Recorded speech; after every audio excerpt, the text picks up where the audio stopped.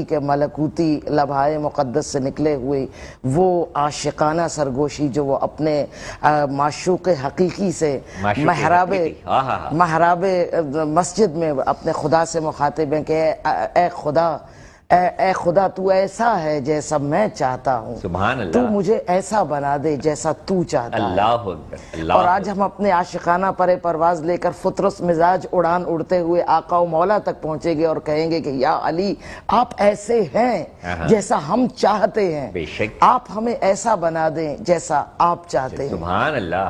علی ایک پورا آئین زندگی ہے، کیا کہنا، صفات بندگی سے متصف ایک آئین بندگی ہے، اور جس کو ہم نے واہ واہ کے نعروں میں آج کے دن کے حوالے سے بتا دوں کہ جس کو ہم نے واہ واہ کے نعروں میں علی کو گم کر دیا ہے۔ علی وہ جو جوار کوفہ میں ایک اندھے کنویں میں چہرہ ڈال کر گریہ فرما رہے اور کہہ رہے ہیں کہ اے خدا تیرے علی کو کسی نے نہیں پہچانا۔ کیا کہنے، گویا علی ناشناختہ ہیں، علی تنہا ہیں، ہم نے علی کو تنہا چھوڑ دیا۔ علی ہم سے مخاطب ہے مگر ہم علی کے مخاطب نہیں ہیں۔ لیکن ان کا مقام اور ان کا درجہ اتنا بڑا تھا کہ ہم جیسے کم ظرف کم علم لوگ مطلب یہ کہ ان کو کیسے ان تمام چیزوں کو کیسے شناسہ ہو سکتے تھے، کس طرح؟ بالکل نہج البلاغہ کی صورت میں علی ہم سے مخاطب ہے۔ بے شک آپ کے انسانوں میں کوئی ایسا طبقہ نہیں ہے جسے علی نے مخاطب نہ کیا ہو۔ نہج البلاغہ میں دیکھیے پورا آئین دے رہے کہ انسان کو عدل سکھا رہے ہیں، اس کو انصاف سکھا رہے ہیں، اس کو اپنے حقوق کے لیے کھڑا ہونا۔ انسانی حقوق کا سب سے بڑا رہنما علی ابن ابی طالب ہے۔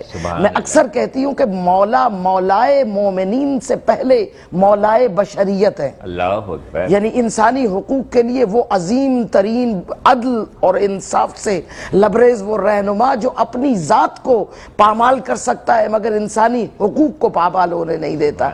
میرے آقا و مولا کی زندگی کی اگر آپ پوری تعریف دیکھیے تو آپ یہ دیکھیے کہ خدا کے ہاں کائنات میں انسان کی سب سے بڑی عزت اور آزادی عدل و انصاف ہے، اور مولا کی پوری زندگی انسان دشمن عناصر سے لڑتے ہوئے، مبارزہ حق کرتے ہوئے، عدل و انصاف کے حامی بن کر ظالمین سے لڑتے ہوئے، غارت گروں سے جو انسانیت کے حقوق کے غارت گر ہیں ان کے ساتھ مبارزے میں گزری ہے۔ گویا علی آزادیوں کا امام، کیا کہنے، جس کی ولادت حرم حدود میں اور جس کی شہادت مسجد کوفہ میں ہو، اس مقام کا جو ہے تو کیا کہنا۔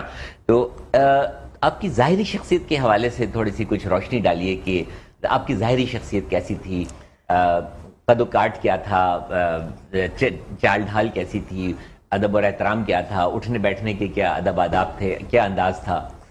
یوں سمجھیے کہ علی ایک ناقابل یقین علمی معمہ ہیں، جی جی، ایک موجز نما دیو مالائی سچ ہیں خدا کا۔ سبحان اللہ۔ ان کے اس الہی تجلیوں کو اگر درک کرنا ہے تو علی کو وجہ